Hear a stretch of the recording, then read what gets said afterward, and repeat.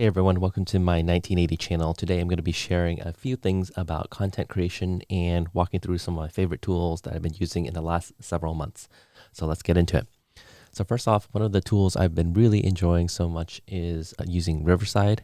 And so Riverside right here is a recording system. So essentially let me create a new studio right here. And I will just call this my generic 1980 studio.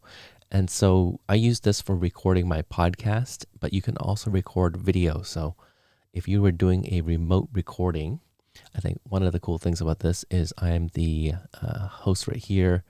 And what I'm going to do is I'm going to pull in the appropriate mic. I'm using my Rodecaster. Looks like right now, I wonder if I can do both mics, but let's do that for now.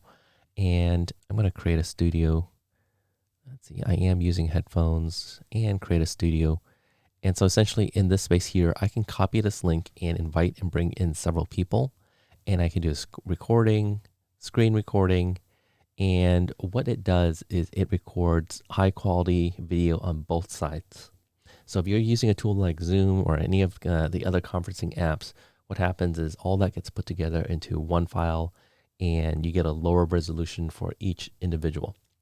With Riverside, and there are other competitors out there as well, I personally just prefer Riverside, is that it allows you to do the local recording and then it uploads to the cloud throughout that recording. And so even if you get some sort of an internet glitch or whatnot, on that side, that recording is still happening locally on your guest's machine. And so when they come back in and they're recording, what you can do is get that uploaded file at the end. And so let me go back. Let's see if I can figure out how to get back out of this. Okay, I'm going to leave this meeting, leave the call, and let's get back into the main Riverside dashboard. So these are all the recordings I've done previously. This was an audio recording that I'm working on a podcast. And so what I can do is I can go view recording, and here's the video files. And looks like the quality on Stephanie's end was 720, which is still HD. That's pretty good. On my end, it was 1080.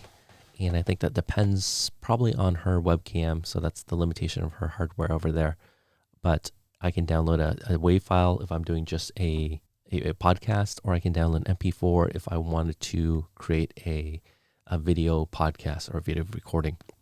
This is incredibly useful as a producer. What I can do is if I can't go on site, I can set up and use the individual's equipment, whether it be the webcam from their desktop or a webcam from their laptop, help them position, frame everything, and then get a pretty decent quality recording. So up to 1080, depending on what equipment they have on their other side. So that's Riverside. And now you have that. Let's play around with another tool that I've been really enjoying. Let's see if I can get it open. I am using Descript. So let's also go into their website so we can see what Descript is all about. So this tool is, they call it an all-in-one audio and video editing, easy as a doc. So essentially you upload your video files, you upload your audio files, and as you're making these edits, as you edit the text, like a document, it does the cuts for you. And so if you want to do a quick content creation, content editing, let me pull in a live view of what I'm doing here. So here's my podcast with Stephanie. I recorded 2 separate tracks, put it into here, and it's going to take a few moments to download because this is on the cloud right now. And let me open up my project over here. And here's a project I'm working on right now. I'm going to be editing this. And so here is the content I'm working with her, the transcript. And normally, when I'm doing an audio editing, the timeline is down here. But in this view over here, what I can do is just say, let's say I don't want her to say, "How are you?" I can simply highlight that, hit delete, and it cut that piece out of the timeline. The other interesting component over here as well is there's a set of tools over here, and you can remove filler words. I've already done that. So when I filled that in, it gave the option of choosing the ums, ahs, and all those little filler words. If you upgrade to the pro version, it will even remove things like, and common words where we use it as filler words. So it's a way to kind of compress a recording down really quick. And that's been really, really useful. And I think the component where I haven't really used this very much is putting this into the video editor. So I might take actually this entire recording, throw it into Descript, and then edit my ums, ahs out and use it as a way to quickly edit versus throwing something into Final Cut or whatever video editing tool you want. Now, in terms of content, let's play around with content a little bit. In terms of stock photography, B-roll, stock videos, B-roll, I've been using Storyblocks. And so in this case, I can choose words like hiking. So let's say I'm talking about my recent hiking trip and I wanted some B-roll without actually going out and recording it. There's all these amazing components here. So I like this one. I just like this silhouette of this person walking, going freedom out into the air here. And you can simply hit download, and let me just download a higher quality version, or sometimes good enough version. Goes into my computer, and that is it. So let me open up that video file so you can see. And this is a fairly large resolution, but so we'll just hit play, and there we go. So I can throw that on top of my timeline and add video. Now, in terms of music, another source I've been using recently, and it's from a colleague of mine that recommended this. I'm using Artlist. I think a lot of YouTubers online use Epidemic Sound, but for me, what I like is just this video theme. I'll choose when I'm doing my corporate videos, I'll do business and corporate, and for my personal vlogs, I use vlog and commercial. And you can start playing around with some of this music, and I'll sometimes add in a mood. Let's see if got a little glitch and it's not showing up.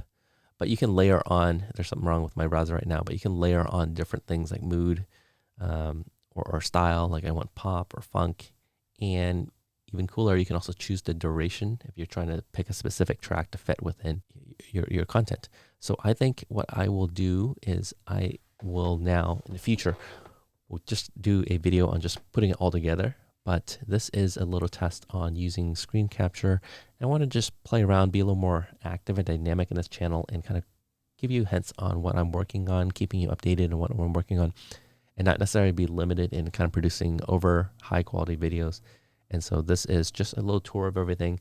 If you are interested in any of these topics, leave a comment below. I'll definitely share a little bit more into detail on my process and how I do things, and maybe how you can do things and how I would recommend doing a lot of the things.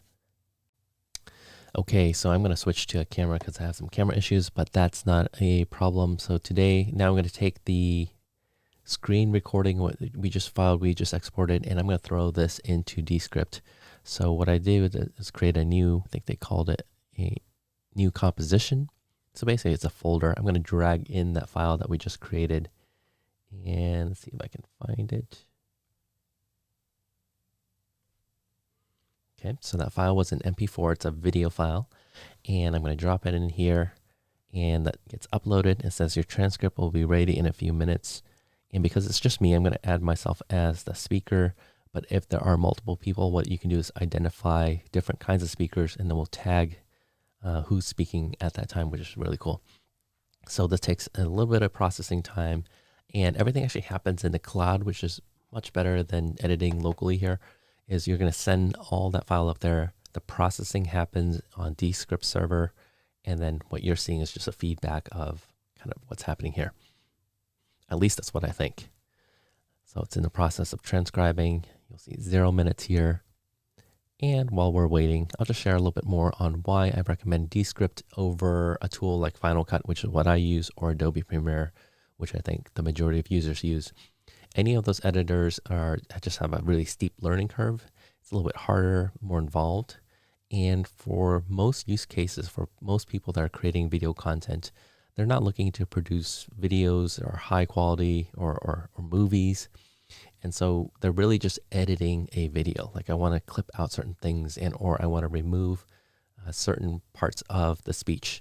Especially if you're doing corporate talking head, a tool like this allows anyone that can edit an email, and anyone that can edit just text should be able to edit a video. So in this case, let's go through it. Here's the transcript of what's happening. And you'll notice that I say and ah quite a bit, something I'm working on, but it's just part of the learning curve. So I say and 22 times. If you upgrade to Pro, you can actually remove other things like and like filler words essentially. In this case, I am going to delete all 22. Last time I think I clicked and I just kept clicking. So I'm going to wait a few seconds to see if it does anything. And if I get impatient, I will probably just do the delete again.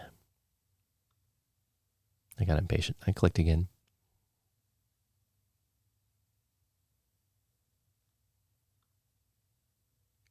Maybe it's the apply to all. Okay. It's optimizing the edit boundaries. So when I'm an editor, I'll go through and just try to find the right space, delete the ums and ahs so that you're not cutting into text, cutting into a sentence. So for example, if I go then, right, what you want to do is find that optimal space to cut right before without cutting into then.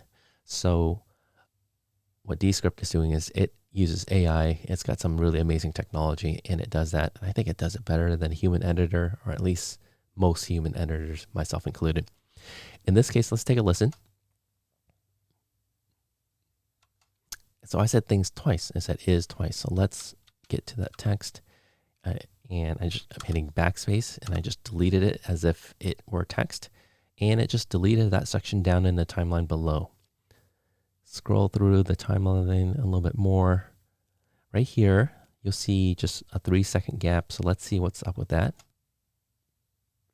And that's actually just me on the screen moving things around. So I'm okay with that. But let's say we wanted to cut that down a little bit, remove some of that 3 seconds. So I'm going into the timeline, and this is called the playhead. I can move it around. And there's 2 tools. Right now I'm in the select tool, but you'll want to use the blade tool. You can either click on it or press B. And the blade is a knife. So when we say cut in the video world, we're using just an old analog equivalent, which is they literally cut the film back in the days. In the digital form, we're using just a representation of that. And you can cut 2 seconds, click on it and delete. In this case, I'm going to keep it the same. But at the bottom right here, because I decided to change how I edit this video and I wanted to do a little screen show on how I'm doing this, there's a thing where I say,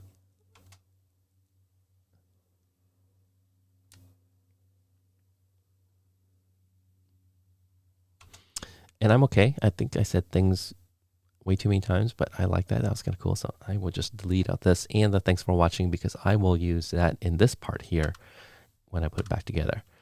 Now, in this case, I am not keeping a transcript, but if this were a podcast, I can actually go share and I can export, and I can export the text. So that's just the entire transcript that's happening here, which is really cool.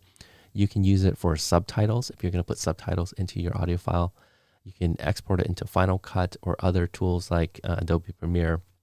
So that's in that case, if you wanted to do the rough cut here and then send it to Final Cut, you can actually do that. Or you can upload to YouTube directly. So lots of options. I think in this case, what I would do is I would export the video file, because I think that's the right thing to do. I mean, look at that. There's so many options on the export side. But let me pause there, because now I'm going to end this video. And just wanted to say thank you for watching. If you like this content, please let me know. Leave a comment below on what you're looking to learn. And I'm happy to do more of these screen shares and share my process. So I will see you soon in the next one.